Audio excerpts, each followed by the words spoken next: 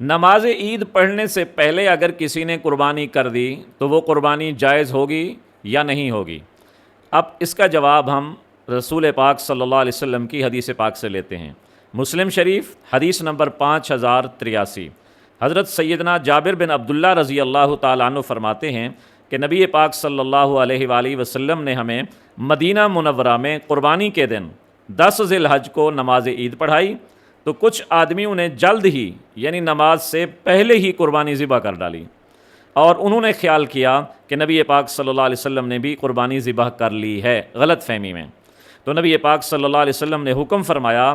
جس آدمی نے نماز عید سے پہلے قربانی کر لی ہے وہ دوبارہ دوسری قربانی کا جانور ذبح کرے، جب تک نبی پاک صلی اللہ علیہ وسلم قربانی کا جانور ذبح نہ کر لیں اس وقت تک تم قربانی کا جانور ذبح نہ کرو۔ تو معلوم ہوا کہ نماز عید پڑھنے کے بعد ہی قربانی کرنی ہے، نماز عید پڑھنے سے پہلے جو آدمی قربانی کرے گا اس کی قربانی جائز نہیں ہوگی۔